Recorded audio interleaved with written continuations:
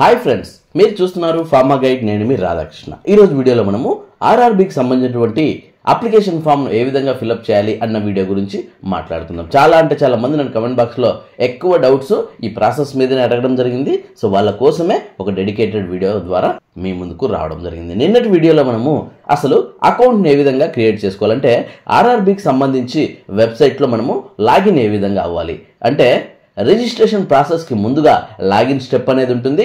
ఆ లాగిన్ ఏ విధంగా అవ్వాలి అన్నది క్లియర్ గా ఎక్స్ప్లెయిన్ చేయడం జరిగింది. బట్ ఈ రోజు వీడియోలో లాగిన్ అయిన తర్వాత డైరెక్ట్ ఎగ్జామ్ కి ఏ విధంగా అప్లై చేయాలి స్టెప్ బై స్టెప్ మీకు ఎక్స్ప్లెయిన్ చేయబోతున్నాను.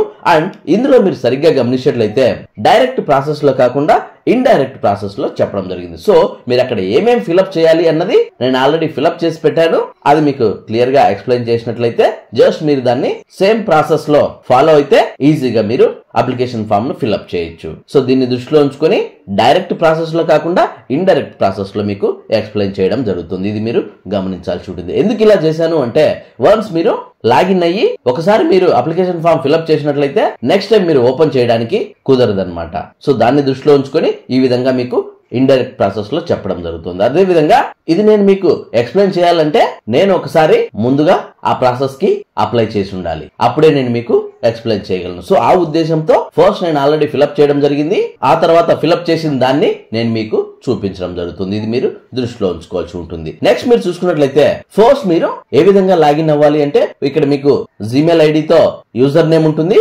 ఆ తర్వాత మీరు ఒక పాస్వర్డ్ ను ఆల్రెడీ క్రియేట్ చేసుకుని ఉంటారు. దాన్ని మీరు ఇక్కడ టైప్ చేయాల్సి ఉంటుంది. సో ఈ ప్రాసెస్ ఎలా అన్నది నిన్నటి వీడియోలో ఆల్రెడీ మనం చర్చించుకోవడం జరిగింది. బట్ ఈ రోజు లాగిన్ అవుతున్నాం డైరెక్ట్. సో నెక్స్ట్ మీ యూజర్ నేమ్ మీ పాస్వర్డ్ టైప్ చేసిన తర్వాత వాళ్ళు ఇక్కడ క్యాప్చా ఇస్తారు. ఈ క్యాప్చాని మీరు సేమ్ ఇక్కడ ఎంటర్ చేయాల్సి ఉంటుంది. ఎంటర్ చేసిన తర్వాత లాగిన్ మీద మీరు క్లిక్ చేసినట్లయితే డైరెక్ట్ మీరు అప్లికేషన్ ప్రాసెస్ లోకి వెళ్ళిపోతారని చెప్పొచ్చు. ఇప్పుడు అప్లికేషన్ ప్రాసెస్ ఏ విధంగా ఉంటుంది అని మనం గమనించినట్లయితే ఈ విధంగా ఉంటుందని చెప్పొచ్చు. సో ఫస్ట్ మీరు ఏ జాబ్ కోసం అప్లై చేస్తున్నారు అని ఆర్డర్ ఆఫ్ ప్రిఫరెన్స్ మీకు ఇవ్వడం జరుగుతుంది. కేటగిరీ 11 SR అని ఆటోమేటిక్ గా ఫిల్అప్ అవ్వడం జరుగుతుంది. ఎందుకంటే ఫార్మసీ చదివిన వాళ్ళకి డైరెక్ట్ SR పోస్ట్ కు ఫిల్అప్ చేయడం జరుగుతుంది. ఆటోమేటిక్ గా జరుగుతుందని చెప్పొచ్చు. నెక్స్ట్ మీరు చూసుకున్నట్లయితే ఫస్ట్ మీరు పర్సనల్ డీటెయిల్స్ ను ఎంటర్ చేయాల్సి ఉంటుంది. First name of the applicant. So me name ఇక్కడ ఎంటర్ చేయాలి. ఆ తర్వాత మీ ఫాదర్ నేమ్, నెక్స్ట్ మీ మదర్ నేమ్ ఎంటర్ చేయాల్సి ఉంటుంది. Next date of birth enter చేయాలి. ఆ తర్వాత మీ జెండర్ ని మెన్షన్ చేయాలి. నెక్స్ట్ ఆధార్ కార్డ్ వెరిఫికేషన్ ఉంటుంది. అది చేశారా లేదా అన్నది ఎస్ అని మెన్షన్ చేయాలి.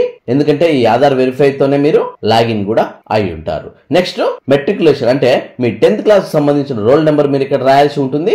ఆ తర్వాత 10th క్లాస్ మీరు ఎప్పుడు పాస్ అయ్యారు విత్ డేట్ తో సహా మీరు మెన్షన్ చేయాల్సి ఉంటుంది. ఈ డేట్ అనేది ఆల్రెడీ మీ 10th క్లాస్ సర్టిఫికేట్ మీద ఉంటుంది. ఆ సర్టిఫికేట్ మీద ఉన్నటువంటి డేట్ మాత్రమే మీరు ఎంటర్ చేయాల్సి ఉంటుంది. ఆ తర్వాత నేషనాలిటీ ఇండియా సెలెక్ట్ చేసుకోవాల్సి ఉంటుంది. నెక్స్ట్ రిలీజన్ హిందువా ముస్లిమా అని మెన్షన్ చేయాల్సి ఉంటుంది. ఆ తర్వాత మీ మొబైల్ నెంబర్ ఇక్కడ ఎంటర్ చేయాలి. నెక్స్ట్ మీ ఈమెయిల్ ఐడి ఎంటర్ చేయాలి. నెక్స్ట్ ఐడెంటిఫికేషన్ మోల్స్ అని చెప్పొచ్చు. సో 2 మోల్స్ మీరు ఎంటర్ చేయాలి. ఐడెంటిఫికేషన్ 1 మరియు identification 2. So 2 types of moles, అది కూడా పర్మనెంట్ మోల్స్ మీరు ఎంటర్ చేయాలి. సో ఇది కూడా మీరు ఈజీగా ఎంటర్ చేయాలంటే మీ 10th క్లాస్ సర్టిఫికేట్ మీదనే ఉంటుంది. సేమ్ దాన్ని మీరు ఇక్కడ కాపీ చేయొచ్చు. నెక్స్ట్ మీ మ్యారిటల్ స్టేటస్ ఎంటర్ చేయాలి. మ్యారీడ్ ఆర్ సింగిల్ అన్న విషయాన్ని. ఆ తర్వాత అడ్రస్ లోకి వెళ్ళిపోతుందని చెప్పొచ్చు. ఇక్కడ వరకు ఒక స్టెప్ ఉంటుంది. నెక్స్ట్ స్టెప్ వచ్చేలోపు ప్రజెంట్ అడ్రస్, పర్మనెంట్ అడ్రస్ అనేది ఉంటుంది. రెండు సేమ్ అయితే ఇంకా ఈజీగా ఉంటుంది. సో ఫస్ట్ మీరు ప్రజెంట్ అడ్రస్ లో మీ ఫుల్ అడ్రస్ రాయాల్సి ఉంటుంది. మాక్సిమం ఆధార్ కార్డ్ లో ఉన్నటువంటి అడ్రస్ ను కాపీ చేయడానికి ట్రై చేయండి. నెక్స్ట్ మీ state, district, village, pin code ఈ విధంగా క్లియర్ గా మీరు ఎంటర్ చేయాల్సి ఉంటుంది. నెక్స్ట్ పర్మనెంట్ అడ్రస్ కూడా సేమ్ కాబట్టి నేను అలాగే మెన్షన్ చేయడం జరిగింది. నెక్స్ట్ చూసుకున్నట్లయితే క్వాలిఫికేషన్ డీటెయిల్స్ కి ఎంటర్ అవుతాం. సో ఫస్ట్ మీరు పర్సనల్ డీటెయిల్స్, సెకండ్ మీ పర్మనెంట్ డీటెయిల్స్, ఇప్పుడు క్వాలిఫికేషన్ డీటెయిల్స్ కి మనము వెళ్లాల్సి ఉంటుంది. సో ఇది థర్డ్ స్టెప్ కింద మనం చెప్పుకోవచ్చు. సో క్వాలిఫికేషన్ లో ఫస్ట్ మీ SSC డీటెయిల్స్ అంటే మెట్రికులేషన్ కి సంబంధించి బోర్డు ఎంటర్ చేయాలి. ఆ తర్వాత ఏ స్టేట్ లో మీరు చదివారన్నది, ఆ తర్వాత ఇయర్ ఆఫ్ పాసింగ్ ఖచ్చితంగా మీరు విత్ డేట్ తో సహా మీరు మెన్షన్ చేయాల్సి ఉంటుంది. అది కూడా మీ 10th సర్టిఫికేట్ పైన ఉంటుంది. అది ఎంటర్ చేయాలి. ఆ తర్వాత +2 విషయానికి వస్తే సబ్జెక్ట్స్ కూడా మీరు ఎంటర్ చేయాల్సి ఉంటుంది. సైన్స్ విత్ బయాలజీ అన్నట్లు, బైపీసీ వాళ్ళైతే సైన్స్ విత్ బయాలజీ, ఎంపీసీ వాళ్ళైతే ఫిజిక్స్ కెమిస్ట్రీ అని, ఆ తర్వాత బోర్డు కూడా మీరు మెన్షన్ చేయాలి, బోర్డ్ ఆఫ్ ఇంటర్మీడియట్ ఎడ్యుకేషన్ అని, ఆ తర్వాత మీ స్టేట్ ఎక్కడ పాస్ అయ్యారు అండ్ పాస్ అయినటువంటి ఇయర్ కూడా మెన్షన్ చేయాల్సి ఉంటుంది. ఆ తర్వాత బ్యాచులర్ ఆఫ్ డిగ్రీ, ఇది వచ్చేసి డైరెక్ట్ మీ ఎగ్జామినేషన్ డీటెయిల్స్ కింద మనం చెప్పుకోవచ్చు. ఇక్కడ మీ ఫార్మసీ కోర్స్ ఎంటర్ చేయాలి, అది డిప్లొమా అయితే డిప్లొమా, బీఫామ్ అయితే బీఫామ్. ఆ తర్వాత సబ్జెక్ట్ వచ్చేసి ఫార్మసీ, బోర్డు వచ్చేలోపు జేఎన్టీయూ యూనివర్సిటీ, ఆ తర్వాత మీ స్టేట్ ఎక్కడ చదివారు అండ్ దాని తాలూకు డేట్ ఆఫ్ పాసింగ్ కూడా మీరు ఎంటర్ చేయాల్సి ఉంటుంది. ఇక్కడ మీరు సరిగ్గా గమనించినట్లయితే డేట్ ఆఫ్ పాసింగ్ వచ్చేలోపు మంత్ మాత్రమే ఎంటర్ చేసి ఉంటారు. ఏదో ఒక డేట్ 1 or 2 మీరు ఎంటర్ చేసి మీ మంత్ పక్కన ఒక సింగిల్ డేట్ వేసి ఆ తర్వాత ఇయర్ ఆఫ్ పాసింగ్ ఇయర్ కూడా మీరు మెన్షన్ చేయాల్సి ఉంటుంది. ఇది మీ ఎసెన్షియల్ డీటెయిల్స్ కింద మనము చెప్పుకోవచ్చు. నెక్స్ట్ మీరు చూసుకున్నట్లయితే కమ్యూనిటీ డీటెయిల్స్ ఉంటాయి. ఇది నెక్స్ట్ స్టెప్, 4th స్టెప్ కింద మనం చెప్పుకోవచ్చు. ఈ కమ్యూనిటీ డీటెయిల్స్ లో ఫస్ట్ మీ కమ్యూనిటీ, అందులో నేమ్ ఆఫ్ ది క్యాస్ట్, ఈ రెండు కూడా మీరు ఎంటర్ చేయాల్సి ఉంటుంది. ఆ తర్వాత క్యాస్ట్ సర్టిఫికేట్ మీ దగ్గర ఉండాలి, ఉండింటే ఆ సర్టిఫికేట్ యొక్క నెంబర్ మీరు ఇక్కడ మెన్షన్ చేయాలి.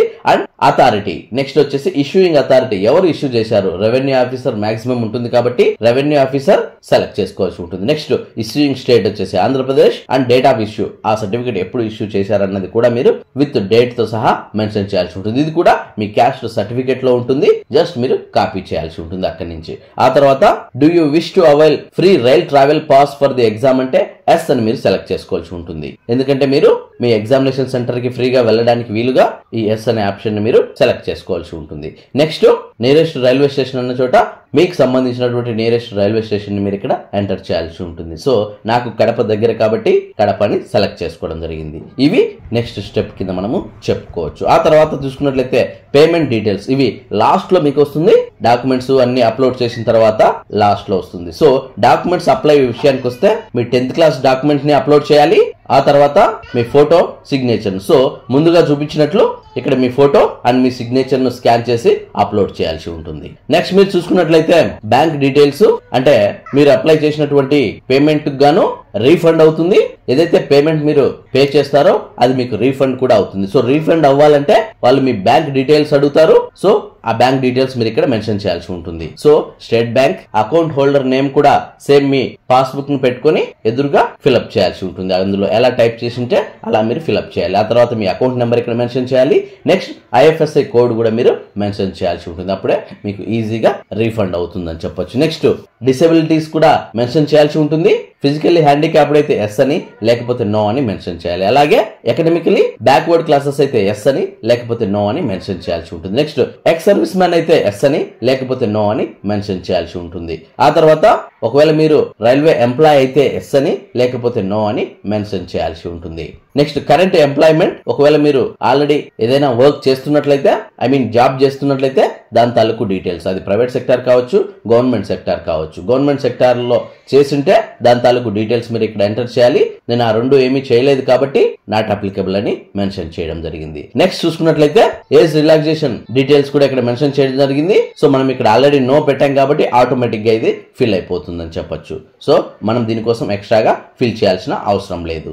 నెక్స్ట్ మీరు చూసుకున్నట్లయితే choice of language for examination, ఇది వచ్చేసి ఇంగ్లీష్ చూస్ చేసుకోవడం జరిగింది. సో ఈజీగా ఉంటుంది కాబట్టి ఇంగ్లీష్ మనము ప్రిఫర్ చేయడం జరిగింది. ఆ తర్వాత ఫైనల్ గా మీరు డిక్లరేషన్ మీద క్లిక్ చేసి అక్కడ ఒక టిక్ మార్క్ ఉంటుంది, దాని మీద మీరు క్లిక్ చేసి మీ ప్లేసు, డేటు, అంటే ఏ రోజు మీరు అప్లై చేస్తున్నారన్న డేట్ మీరు మెన్షన్ చేసి ఫైనల్ గా సబ్మిట్ బటన్ నొక్కినట్లయితే ఈ విధంగా ముందుగా మనము సిగ్నేచర్ ని అప్లోడ్ చేసింటాం కాబట్టి ఆ సిగ్నేచర్ మీకు ఇక్కడ ఆటోమేటికలీ క్యారీ ఫార్వర్డ్ అవుతుంది.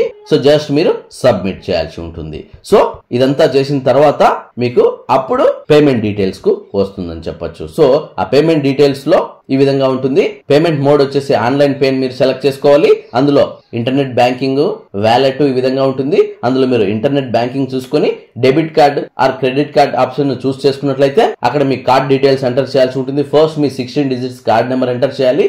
ఆ తర్వాత ఆ కార్డ్ యొక్క ఎక్స్పైరీ డేట్ మీరు మెన్షన్ చేయాలి. ఆ తర్వాత CVV నెంబర్ ఎంటర్ చేసి అమౌంట్ 250 అయితే 250, 500 అయితే 500 ఎంటర్ చేసి అది ఆటోమేటిక్ గా ఎంటర్ అయిపోయి ఉంటుంది. సో జస్ట్ మీరు దాన్ని సెలెక్ట్ చేసుకున్నట్లయితే సబ్మిట్ బటన్ వస్తుంది. సబ్మిట్ బటన్ మీద ప్రెస్ చేయగానే మీ మొబైల్ కి OTP వస్తుందని చెప్పొచ్చు. ఆ OTPని కూడా ఎంటర్ చేసి సబ్మిట్ బటన్ నొక్కితే మీకు ప్రాసెసింగ్ జరుగుతుంది, అంటే పేమెంట్ ప్రాసెసింగ్ జరుగుతుంది. ఒక 10 సెకండ్స్ దాన్ని అలానే వదిలేయాలి. సో ప్రాసెస్ అంతా జరిగి మీకు సక్సెస్ అని ఇక్కడ సిస్టమ్ లో చూపిస్తుంది. At the same time me mobile కి ఆటోమేటిక్ గా మెయిల్ కూడా వచ్చేస్తుందని చెప్పొచ్చు. యువర్ ట్రాన్సాక్షన్ సక్సెస్ఫుల్లీ రిసీవ్డ్ అన్నట్లు. ఆ తర్వాత మీరు మీ అప్లికేషన్ ఫామ్ ని డౌన్లోడ్ చేసుకోవచ్చు. సో ఇది ప్రాసెస్ అని చెప్పొచ్చు. కొంచెం కన్ఫ్యూజ్ ఉన్నా కూడా బట్ మీరు ఏమేమి అక్కడ ఫిల్అప్ చేయాలి అన్నది క్లియర్ గా నేను మీకు ఎక్స్ప్లెయిన్ చేశాననేది అనుకోవచ్చు. సో జస్ట్ మీకు ఒక ఐడియా కోసమే ఈ విధంగా చెప్పడం జరుగుతుంది. సేమ్ ప్రాసెస్ లో లేదని మీరు టెన్షన్ పడాల్సిన అవసరం లేదు. అక్కడ ఏమేమి ఫిల్అప్ చేయాలి అవన్నీ కూడా నేను మీకు క్లియర్ గా ఎక్స్ప్లెయిన్ చేయడం జరిగింది. ఆ డీటెయిల్స్ మాత్రం మీరు ఎంటర్ చేస్తే చాలు, ఈజీగా అప్లై చేసేయచ్చు. సో చూసారు ఫ్రెండ్స్, ఈ వీడియో మీకు నచ్చినట్లయితే లైక్ చేయండి. ఎందుకంటే మీరు లైక్ చేస్తేనే ఇలాంటి మరిన్నో వీడియోలు మీ ముందుకు తీసుకొస్తాను. అంతేకాకుండా మీకు ఇంకా ఏమైనా డౌట్స్ ఉన్నా, క్వారీస్ ఉన్నా డైరెక్ట్ గా కమెంట్ బాక్స్ లో టైప్ చేయండి. వెంటనే నేను మీకు రిప్లై ఇస్తాను. ఫస్ట్ టైం మన ఛానల్ చూసినట్లయితే సబ్స్క్రైబ్ చేయండి. సబ్స్క్రైబ్ చేయగానే పని అయిపోలేదు గైస్. పక్కనే ఉన్న బెల్ ఐకాన్ మీరు ప్రెస్ చేయడం ద్వారా నేను వీడియో పెట్టిన వెంటనే మీకు నోటిఫికేషన్స్ ద్వారా అలర్ట్స్ వస్తాయి. అలాగే ఈ ప్రాసెస్ లో మీకు ఏమైనా డౌట్స్ ఉంటే డైరెక్ట్ మీరు నాకే కాల్ చేయొచ్చు. అదెలా అంటే మీ మొబైల్లో ఉన్న ప్లే స్టోర్కి వెళ్ళండి, అక్కడ కాల్ మీ 4 అనే యాప్ ఉంటుంది. ఆ యాప్ మీరు డౌన్లోడ్ చేసుకుని సోర్స్ బాక్స్ లోకి వెళ్ళి రాధాకృష్ణ 1481@CM4 అని మీరు టైప్ చేసినట్లయితే డైరెక్ట్ గా మీరు నాకు కాల్ చేసే ఆప్షన్ మీకు దొరుకుతుంది. చిన్న చిన్న డౌట్స్ అయితే కమెంట్ రూపాయన అడగండి.